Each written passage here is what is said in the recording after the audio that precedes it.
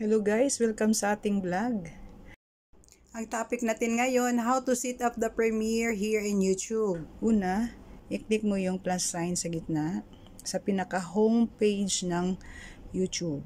Makikita mo yan. Plus, mag-upload kayo ng any video na naka-ready na sa cellphone nyo. So, click upload, this one.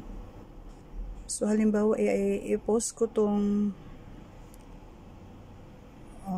ito. Okay. So, next. Click mo lang yung next. Maglagay kayo ng caption.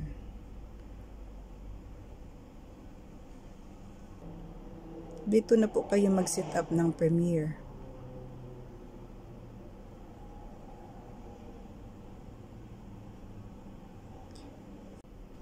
May nakita kayong schedule, may arrow dyan sa baba, i-click nyo lang yan, sundan nyo, para makasit up kayo ng date,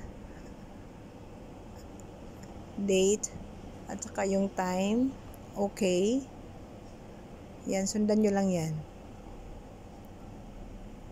Pili kayo ng time na gusto nyo kailan nyo mag-premiere. So, don't forget to click set as premiere, then back.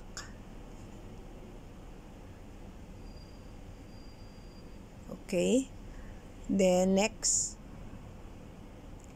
then not for kids, kailangan mo yan i-click. So that's it, upload video na guys, tapos na. Ganun lang mag-set up ng Premiere. Okay guys, tapos na. Pero importante guys, once naka-set up na yung Premiere, kailangan nyo ding abangan kasi pwede kayong mag-pin doon sa mga nagbisita sa Premiere nyo. I hope nakatulong ako. Thank you for watching. Bye!